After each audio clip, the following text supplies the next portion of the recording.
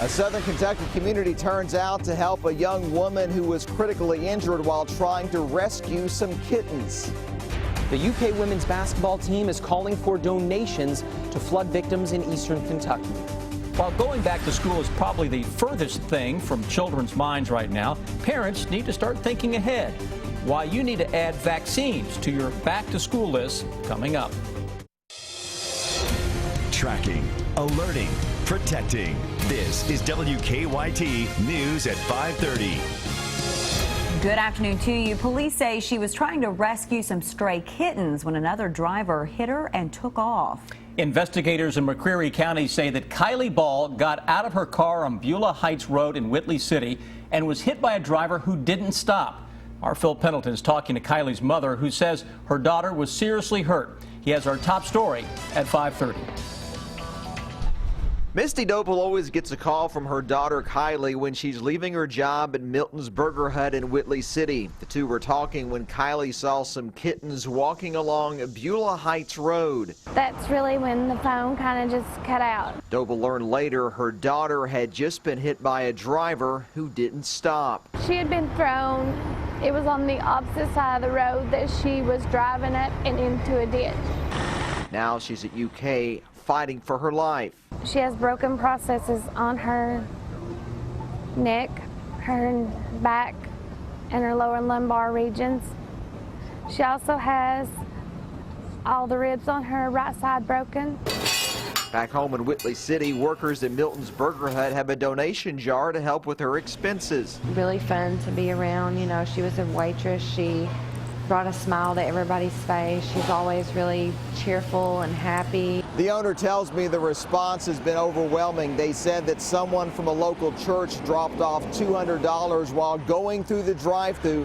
They had collected that from a local prayer meeting. Police say they've received a few leads, but nothing substantial as far as the identity of the hit-and-run driver. Accidents happen. What's happened now, though, is more than an accident. You left her to die. In addition to the numerous broken bones, Kylie also has numerous internal injuries and will require a number of surgeries. In McCreary County, Phil Pendleton, WKYT. Now, the family of Kylie Ball is offering a $5,000 reward for information that leads to the identity of that hit-and-run driver. They have also set up a GoFundMe page. We will post that link to that on WKYT.com. Out-of-state volunteers are joining the search for a missing Central Kentucky mother. Our county-by-county coverage at 5:30 begins in Nelson County. 35-year-old Crystal Rogers was last seen on July 3rd. Her car was found on July 5th, abandoned on the Bluegrass Parkway. According to the Kentucky Standard, a nonprofit search and rescue group called Bring Them Home, based out of Florida, is now in Bardstown. Rogers' brother, Casey Ballard, called the group asking for help. Bring Them Home consists of retired and semi-retired volunteers with military and law enforcement backgrounds. They brought with them 2 Dutch Shepherds that are nationally certified in human remains detection. The group says Bardstown is the farthest that they've gone for a case. In Laurel County, deputies are investigating what caused a crash that injured 3 people, including a 6-month-old baby. The crash happened Friday night on Kentucky 1305. Deputies say a pickup truck collided with a car on a curve. Right now, they believe the driver of that truck, 18-year-old Jamie Hill, may have had a medical event before that crash. She was taken to St. Joseph Hospital in London. A 26-year-old woman and a baby that were in the car that the truck hit were taken to the hospital for injuries. There's no word on how they're doing tonight. And in Bell County, the jail is giving some inmates the opportunity to receive something they never got, an education. A new program at the Bell County Detention Center is offering inmates the chance to earn their GED. Instructors have the inmates take the pre-test, and when they finish all 4 parts with a successful score, they let them take the real GED test. Matthew Griffith, who is an inmate, says he earned his GED last month after 6 months of work.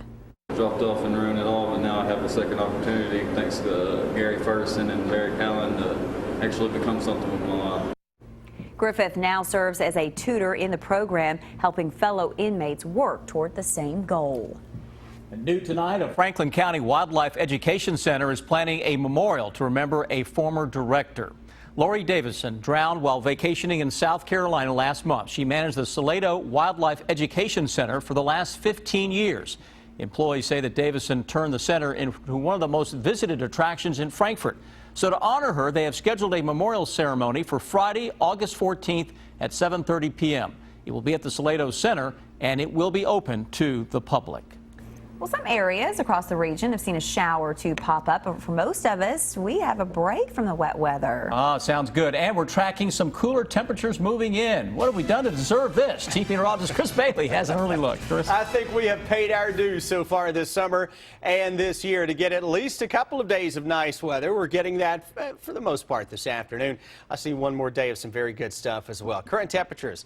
It's summertime. It doesn't look it out there, though. 80 to 85 in much of central and eastern Kentucky. Okay, it's summer, but that's a tame version of true summertime. It hasn't been a bad summer at all for temperatures, has it? We look at Defender. Now we're tracking some at least scattered stuff into parts of southern Kentucky from Harlan County back to the northwest, right on top of the Corbin area. Heaviest rains are falling here into Harlan and Bell counties. Lexington Metro, not a whole lot out there. Look at the sun, though, showing up on our 4 sky cams from Frankfort into Georgetown and down into Richmond. Here's the view into Lexington. A little bit of cloud cover out there should make for an excellent sunset into central Kentucky, and we're not as humid as we had yesterday or certainly the day before. Visibilities are up just a little bit as a cold front makes its way across the area. Notice how we get to the Ohio River and north, not a whole lot is showing up. That's what we get in on as we go through the day tomorrow. So your Wednesday forecast, absolutely gorgeous, nice temperatures moving in. Thursday, threat for showers and thunderstorms coming back into the picture, guys. We will track that with a new hour-by-hour forecast here in about 10 minutes. Chris, thank you. Johnson County may be a couple hours away from Lexington, but folks there are still considered a part of the Big Blue Nation, and the Kentucky women's basketball team wants to help those who support them. So all week long, the UK Hoops team will be collecting donations for flood victims in Johnson County. Our Mike Linden tells us what the items the team is asking for in a story that's new at 5:30. It's been 1 week since devastating flash flooding killed 4 people and destroyed more than 150 homes in Johnson County. Back in Lexington, UK Hoops is collecting donations to send east.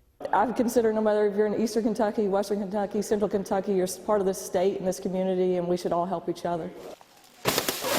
Until the end of the week, donations of such items like cleaning supplies, socks, and toiletries can be dropped off at the UK Hoops office inside the Joe Kraft Center. I was so glad to hear that they were collecting here, and I think it's a wonderful cause. Tilly says while Johnson County and Eastern Kentucky are several hours away, she thinks of the Big Blue Nation as one giant family. And right now, those family members in Eastern Kentucky need all the help they can get. We come together, and that's what it's about to be a part of Big Blue Nation, is to help those who are in need, these families that are struggling. It's our job to come together as a family and help them. UK Hoops freshman and Eastern Kentucky native Macy Morris says she's proud to be involved with the donation drive. If that happened to you, would you want people to help out? And where we are BBN and we are a family, we always need to help our family members when they're in need. The Joe Kraft Center is open from 9 to 5, Monday through Friday. In Lexington, Mike Linden, WKYT. Great to see that. The donations will be delivered to Johnson County next week by members of the UK Hoops team. And this reminder, there will be a flood relief concert featuring Kentucky country music duo Sunday Best tomorrow night. The concert will be held at Johnson Central High School. Admission is free. Organizers, though, are asking for donations. All the money raised will stay in Johnson County. With the start of the Fayette County school year right around the corner, it is time to work on that back-to-school list. And as parents start getting their children ready, the Lexington and Fayette County Health Department is offering low-cost immunizations. The low-cost immunizations are by appointment through August 20th. Health Department officials say the back-to-school season is one of their busiest times of the year. It is definitely the busiest time. We actually have surge weeks incorporated to our original schedules at the Lexington Fayette County Health Department because we know that there is a need and we do get very busy. Uninsured and underinsured children ages 18 and under must live in Fayette County to be eligible to make an appointment. You may recall that back in early June, a terrible truck crash closed down the Clays Ferry Bridge on Interstate 75 and took the life of a truck driver from Florida. Our good question today, can you update us on why that truck crashed and if any damage was done to the bridge? On the morning of June 8th, a truck exploded and caught fire on the Clays Ferry Bridge in the southbound lanes. The driver's body was found below the bridge. For answers, I contacted the Lexington Police Department and the Transportation Cabinet. Police say there's no evidence that the driver lost control by falling asleep or texting. All they can say is, for some reason, the driver lost control of that truck. Now, as for the bridge damage, it was cosmetic. A transportation spokesman tells me there was no structural damage. There is, though, a 60-foot-long area of minor scraping and 2 large areas where concrete was chipped off at a depth of 3 inches. Those areas will be repaired, but they are not physically supporting the bridge. If you have a good question, go to WKYT.com. Kroger is looking to fill hundreds of jobs across the region. Still ahead on WKYT News at 5:30, how you can snag an interview at a special hiring fair.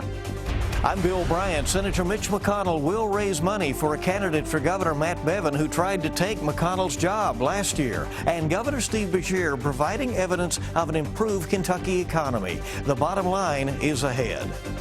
I'm Sean Moody in Harrison County. Coming up on WKYT at 6, people who live along US 62 are keeping a close eye out after a report that someone pretended to be a police officer and robbed a driver at gunpoint.